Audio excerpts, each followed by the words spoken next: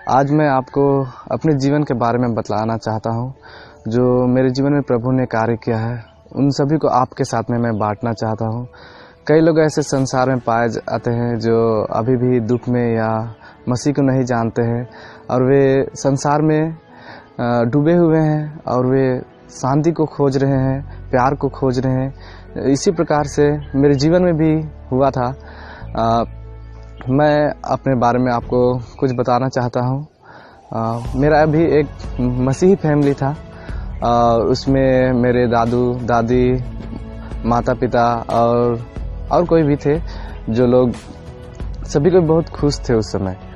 और फिर जब मेरे पिताजी ने शादी किया उसके बाद में मेरा फैमिली था उसमें बहुत दरार आने लगा, क्योंकि जो मसीह फैमिली होता है उसमें प्रभु कहता है कि किसी प्रकार की अन्य जो सांसारिक चीज़ें होती हैं वो ना करें।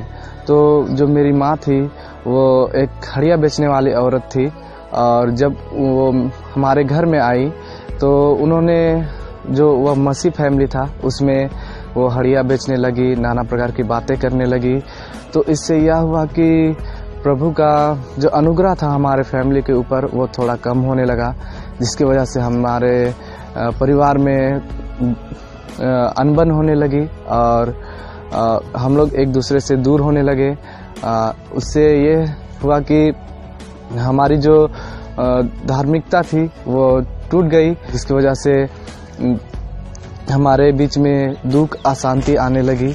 और फिर ऐसा हुआ कि घर में खाने के लिए नहीं होने लगा और ऐसा में हमारे माता पिता, जब मैं छोटा ही था उसी टाइम हम लोग सभी कोई बिहार चले गए कमाई के लिए। और फिर ऐसा हुआ वहाँ जाने के बाद में माँ को एक अन्य व्यक्ति से प्यार हो गया और वे उनके साथ में संबंध बनाने लगी। और जब मेरे पिताजी को यह पता चला कि उसकी पत्नी का अन्य व्यक्ति के साथ संबंध है, तो मैं उस वक्त 6 या 7 साल का बच्चा था और मैं भी इस चीज़ को देखा करता था कि माँ किसी और के साथ में संबंध बनाती है, तो मुझे भी बहुत ख़राब लगता था। पर मैं अपने पिताजी को देखता था तो वो हमेशा फूट फूट कर रोते थे और फिर उन्होंने पीना भी शुरू कर दिया और मैं देखता था कि मेरी माँ किसी और के साथ में संबंध बना रही है और मेरा पिता हमेशा दुख में डूबा हुआ, पीता हुआ। मैं सुना था अपने पिताजी के बारे में कि वो बहुत ही धर्मी व्यक्ति थे, हर मसीह कार्य में संलिप्त रहते थे, प्रभु की महिमा करते थे। आज जब मैं उस व्यक्ति को देखता था तो वो एकदम हताश, निराश और डूबा हुआ व्यक्ति था। फिर ऐसा हुआ कि वहाँ पर मुझे प्यार नहीं मिला, ना ही माँ का ना ही पिता का।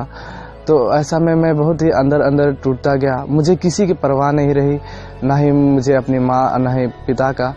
तो वहाँ पर जो मुझे संगति मिली बिहार में, मैं बिहार के नवादा इलाका में रहता था बचपन में, तो वहाँ पर मुझे अन्य बड़े लोगों से संगति करने का मौका मिला जो संसार में डूबे हुए थे। मैं उनसे जुड़ा, उन्होंने मुझे गलत बातें सिखाई।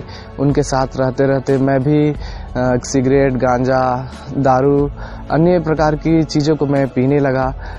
उसमें मुझे खुशी मिलने लगी, मुझे प्यार मिलने लगा। पर आप जानते ही होंगे कि संसार का प्यार बस थोड़े ही समय के लिए है। तो मैं उसमें फिर भी डूबा रहने लगा।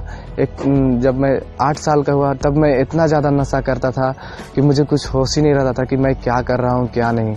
और फिर बाद में जब मैं अपनी माँ को देखता था किसी और के साथ में वो संबंध बनाती है, तो मैं भी उस चीज़ में डूबने लगा। और ऐसा हुआ कि मैं वहाँ के उग्रवादी जो थे, नवादा के उग्रवादी, मैं उनसे भी मिला और उन लोगों के साथ में रहते हुए मैंने भी इस संसार में एक छोटे में ही गलत चीज़ों का संबंध बनाना चालू किया।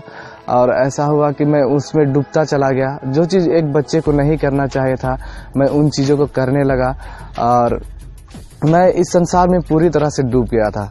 फिर प्रभु का अनुग्रह हुआ कि मैं वहाँ से मुझे रांची लाया गया ऐसे ही किसी काम के लिए। फिर मैं एक सिंदवेट टोली नाम का जगह है रांची में, नामकुम में, तो मैं वहाँ रहने लगा। अपनी बड़ी माँ लगती है वहाँ पर मैं रहने लगा। फिर वहाँ भी मुझे, वो लोग भी मसीह परिवार के थे, पर उनकी संगति भी कुछ अच्छी नहीं थी। उनके परिवार में भी हमेशा नशापान और दूसरों की इज्जत ना करना, और उन लोगों में भी मैं कुछ अच्छा नहीं रहा। उनके बीच में भी मैं नशापान करता था और गलत गलत बातें करता था, दूसरों के बारे में और लड़की के बारे में गंदे कमेंट करना, ये सारी चीज़ें मैं करता था। फिर मुझे एक दिन ऐसा ही मेरी बड़ी माँ का बेटा मुझे अपने घर लेके आया और उसने कहा कि जाओ तुम अपना घर चले जाओ। तो मैं हिचकिचा रहा था कि मैं अपना घर कैसे जाऊं, क्योंकि मुझे वहाँ जब मैं छोटा ही था तभी मैं बिहार चला गया था और मैं ये सोच रहा था मन में कि कोई मुझे पहचानेगा या नहीं पहचानेगा। तो ऐसा हुआ कि मैं अपने एक दोस्त के घर चला गया। फिर सुबह से लेकर शाम तक वहीं पर था। फिर मेरे दादू को किसी ने बताया कि आपका पोता आया हुआ है और वो उधर है। तो फिर मेरे दादू मेरे पास आए, फिर मुझे उन्होंने समझाया, फिर मुझे उन्होंने घर ले गया। फिर ऐसे ही दिन प्रतिदिन दिन गुजरता गया, पर मैं जिस संगति में था, जिस नशे पान में डूबा हुआ था, वो मेरा नहीं छूट रहा था। फिर दादू ऐसा हुआ कि उन्होंने मुझे वचन से कुछ कहानियाँ बताना चालू किया, पुराने नियम से, मूसा के बारे में, एलिया के बारे में। तो मैं उनके बारे में सोचता था कि वो लोग ऐसा चमत्कार कैसे करते हैं। मेरे मन में भी एक आग सी जलती थी कि काश मैं भी ऐसा कर पाता, काश मैं भी कुछ ऐसे लोगों से मिल पाता। तो फिर ऐसा हुआ कि मेरे घर में कोई नहीं था, दादू भी अकेले पड़ गए थे, वो भी बीमार रहते थे। तो ऐसा में एक दीदी आई मेरे जीवन में। उन्होंने मुझे समझा कि मैं बिना माँ बाप का बेटा हूँ। तो फिर उन्होंने मुझे सुधारने की कोशिश की। कई बार मैं खैनी खाते हुए पकड़ा गया, कई बार मैं नशा करते हुए पकड़ा गया। तो ऐसा में बहुत बार उन्होंने, दीदी ने मेरी पिटाई की और 2 बार जैसा उन्होंने मेरा सिर फोड़ा, क्योंकि वो उनका प्यार था और वो हमें सुधारना चाहते थे। इसलिए उसका इस तरह से गुस्सा करना मुझे अभी समझ में आता है कि शायद जायज़ था। तो उन्होंने फिर स्कूल भेजना चाहा, पर मैं स्कूल नहीं जाता था। स्कूल जाने के बजाय मैं कहीं झाड़ी में छिप जाता था और फिर मैं गांजा या सिगरेट पिया करता था। तो फिर उन्होंने देखा कि मेरी हरकतें सुधर नहीं रही, तो उन्होंने मुझे उस अपने गांव से हुलुंडू पढ़ने के लिए भेज दिया गया, मेरे फूफू की जगह। फिर मैं वहाँ रहने लगा। तो वो लोग मुझे पढ़ाने की कोशिश करते थे और सिखलाने के लिए मुझे मार भी पड़ती थी। तो ऐसा था कि मुझे उसमें बहुत ज़्यादा गुस्सा आता था। तो इससे यह हुआ कि मुझे जब वहाँ पढ़ाया जा रहा था, उस समय स्कूल में मैं एडमिशन नहीं लिया था, मुझे घर में ही पढ़ाया जा रहा था। तो फिर फूफू ने कहा कि तुम्हें पढ़ना है कि नहीं पढ़ना है। तो जब मैं गुस्से में था तो मैंने बोल दिया कि मुझे नहीं पढ़ना है। तो फिर उसके बाद उन्होंने मुझे सुबह ही घर पहुंचा दिया। फिर एक मीटिंग हुई हमारे परिवार में कि इसका क्या करना है बोल के। तो फिर उस में मेरे पिताजी थे, बिहार से लौट चुके थे, वो टूटे हुए थे, पर फिर भी उन्होंने कहा कि अगर तुम पढ़ाई नहीं करेगा तो हम तुमको रिक्शा चलवाएंगे बोल के। फिर मैं कुछ नहीं बोल पाया वहाँ पर। फिर मुझे फिर हुलुंडू लाया गया और फिर मैंने वहाँ से पढ़ाई स्टार्ट किया। और प्रभु का अनुग्रह था मेरे ऊपर कि मैं कभी स्कूल गया ही नहीं था और कुछ पढ़ा ही नहीं था।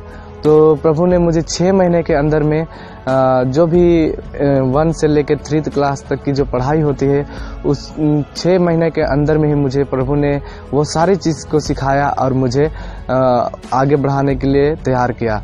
फिर मुझे 3 क्लास में एडमिशन दिलवाया गया। फिर मैं वहाँ एंट्रेंस में अच्छे नंबर से पास किया और फिर मेरी वहाँ से पढ़ाई स्टार्ट हुई। फिर मुझे एक मैम मिली जो, मैं कभी 1 से 10 नंबर के बीच में ही 3 क्लास में आता था। उस मैम ने मुझे एक चुनौती दी कि कभी तुम अपने लाइफ में कभी 1st, 2nd, 3rd नहीं आओगे। तो वो बात मेरे दिल में गड़ी। और उस समय भी मैं प्रभु को नहीं जानता था, बस ऐसे ही चर्च जाया करता था, हाँ, बस लड़कियों को देखने के लिए, उनसे बात करने के लिए। तो ये जीवन में मेरा चलता था। तो वो फिर मुझे वो बात, मेरे जो मैम बोली थी, वो मेरे मन में बात खटकने लगी। और फिर बाद में मैंने फिर पढ़ाई शुरू की अच्छी तरह से पढ़ाई करना चालू किया। फिर प्रभु मुझे उठाया और फिर मैं अपने क्लास में फर्स्ट आना चालू किया। फिर उस समय भी मुझे कुछ समझ में नहीं आ रहा था कि प्रभु क्या होता है, किस समय। मैं ऐसा नहीं था कि मैं मसीह के बारे में नहीं जानता था क्योंकि मेरे दादू ने मुझे उन कहानियों को बताया था जो बाइबल में लिखा गया है। तो फिर भी एक मन में हमेशा अंदर से आवाज़ आती थी कि एग्ज़ाम लिखने से पहले प्रार्थना करो। तो जैसा भी टूटा फूटा प्रार्थना मैं करता था और एग्ज़ाम लिखने से पहले, तो वो मेरे लिए बहुत आशीष का कारण बना।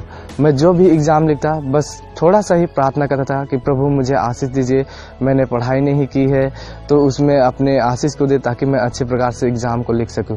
और वो प्रार्थना मेरे जीवन में बहुत काम आया और मैं देखता था कि जब भी मैं एग्ज़ाम लिखता था मैं फर्स्ट ही आता था। तो ऐसा हुआ कि मैं 10th क्लास तक ऐसा ही प्रार्थना करता गया।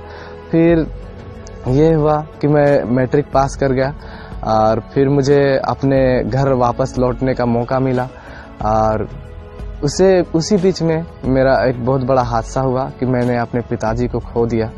और उनके ना रहने से मैं, अब जैसे माँ तो नहीं थी, वो किसी और के साथ में थी, तो सभी लोग मुझे कहने लगे कि तुम तो अनाथ हो गया। तो ये एक बोझ था कि मैं कैसे इस चीज़ को संभालूं। और ऊपर से कई लोग मेरे गांव में थे जो लोग मुझसे कहते थे कि तुम्हारी माँ तो दूसरे के साथ में, और वो लोग कहते थे कि तुम्हारी माँ कितना पैसा लगी। तो उस चीज़ में मेरे बोझ में इतना ये हुआ कि मैं बहुत ही अंदर से टूट गया था। अब उस समय मैं चाहता था कि मैं अपने आप को ख़त्म कर दूं। तो एक बार ऐसा मौका भी आया कि मैं अपने आप को मारने ही वाला था। पर ऐसा समझिए कि जिस समय मैं अपने आप को ख़त्म करने के लिए जा रहा था, उसी टाइम मुझे संसार की ओर से एक लड़की का, मतलब कि प्यार जो बोलते हैं, मेरे जीवन में प्यार की कमी थी, तो उस लड़की ने मुझे समझाया और मैं उसकी ओर आकर्षित होने लगा। फिर मैं उससे प्यार करने लगा। फिर ऐसा हुआ कि मैं उसके प्यार में डूबता चला गया। और प्रभु के अनुग्रह देखिए कि उस प्यार से मुझे छुड़ाया। मेरे जीजा साउंड सिस्टम का काम करते थे, तो उन्होंने मुझे कहा कि क्या तुम एक प्रोग्राम में चलेगा।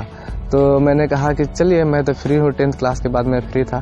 तो मैं वहाँ गया और वहाँ पर बहुत सारी बातें को मुझे सीखने के लिए मिली।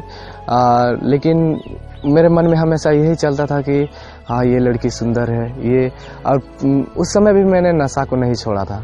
फिर मैं नशा में, जैसे यहाँ पे कोई वचन बतला रहा है, तो मैं सोचता था कि कब मैं जाऊँगा बाथरूम में खैनी खाने के लिए या फिर सिगरेट पीने के लिए। तो वो चीज़ मेरे जीवन में चलता ही था। फिर अंतिम दिन में, उस प्रोग्राम का अंतिम दिन में मुझे गवाही देने का मौका मिला। पर मैं सोच रहा था कि मैं क्या गवाही दूँ। तो उसी MB होरो का उस लास्ट दिन वचन था और उन्होंने कहा, वचन बतला रहे थे कि प्रभु हमसे प्रेम करता है बोल के। तो मैं उस चीज़ में हमको लगा कि ये सब तो बेकार की बातें हैं, प्रेम कोई कैसे करेगा, कोई अनदेखा प्यार कैसे कर सकता है। आज वो लड़की मेरे साथ में, इतना दिन तो मेरे साथ में ना ही प्रभु था ना ही कोई था। तो फिर और एक वचन जब बता रहे थे कि शायद तुम्हें जन्म देने वाली माता भूल सकती है पर प्रभु तुमको कभी नहीं छोड़ेगा। तो फिर मुझे वो बात बहुत ही अंदर से खटकने लगी और फिर मैं गवाही देना नहीं चाहता था।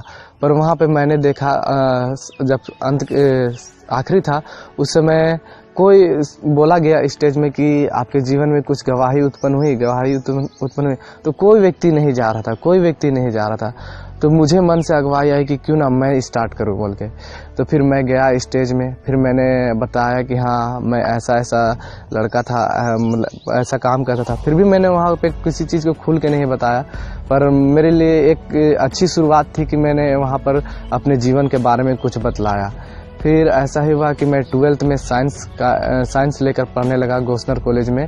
तो उसी टाइम मुझे एक भाई से दोस्ती करने का मौका मिला जिसका नाम राज है, और उसके द्वारा, वो हिंदू परिवार का है और वो अपने फैमिली के मुझे बारे में बतलाता है कि हाँ, मेरे फैमिली में ऐसा होता है, हर समय बली उली होता है।